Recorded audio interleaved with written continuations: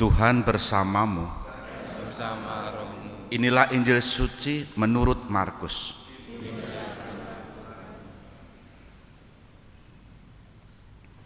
Tatkala banyak orang minta dibaptis, Yohanes memberitakan kepada mereka, "Sesudah aku akan datang Dia yang lebih berkuasa daripadaku.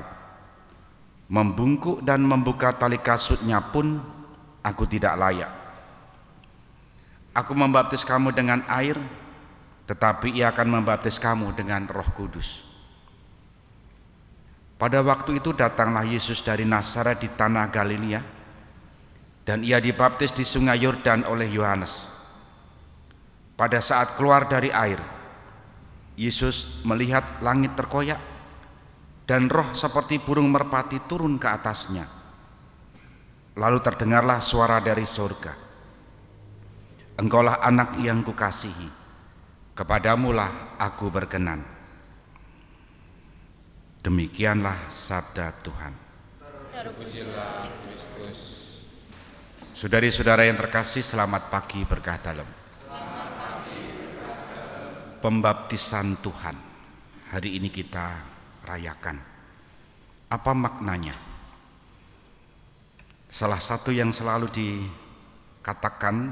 ditekankan dalam pesta pembaptisan ini adalah bahwa Allah melantik putranya, mengumumkan kepada publik Yesus Kristus anak yang dikasihinya. Supaya apa?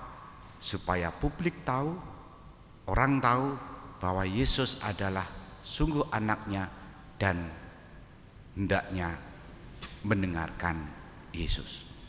Itu beberapa kali kalau kita merenungkan pembaptisan Tuhan, kita semua diingatkan akan peristiwa itu, bahwa Yesus sungguh berkenan, bahwa Yesus sungguh berkenan di hadapan Allah, dan Yesus inilah yang hendaknya kita dengarkan. Istilah mendengarkan, tadi kita juga mendengarkan dalam bacaan pertama, kitab Yesaya. Di sana Allah bersabda kepada umat Israel yang sudah bertahun-tahun meninggalkan Tuhan dan kemudian mengalami kesulitan hidup, mengalami kekeringan hidup, mengalami kekosongan hidup. Maka tadi Allah berfirman kepada bangsa Israel dalam bacaan pertama begini, "Dengarkanlah aku, maka kamu akan mendapat makanan yang baik, dan kamu akan menikmati sajian yang paling lezat. Sendengkanlah telingamu dan datanglah kepadaku. Dengarkanlah aku, maka kamu akan hidup." Firman Tuhan kepada bangsa Israel mengajak kita untuk merenungkan bahwa perjalanan bangsa Israel yang meninggalkan Tuhan dan kemudian mengalami kekeringan hidup, kehampaan, kesulitan hidup. Kemudian Allah menarik lagi mereka dan menawarkan, "Dengarkanlah aku dan kamu akan hidup."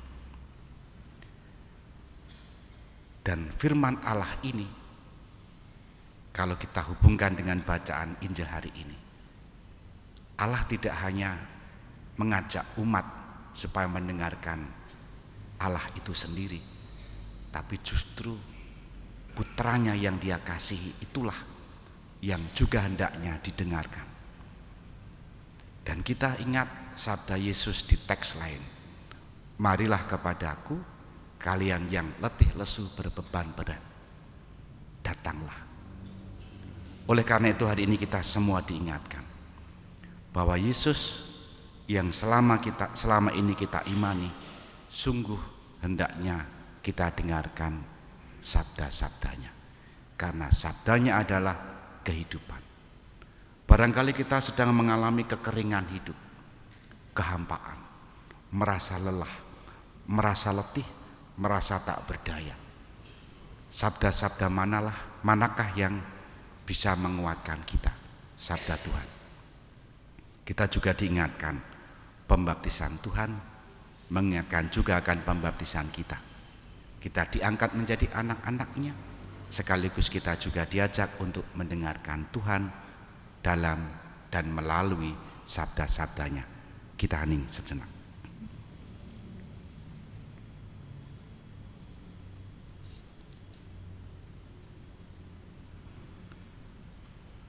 Dimuliakanlah Yesus yang dulu hidup, sekarang dan selama-lamanya. Amin.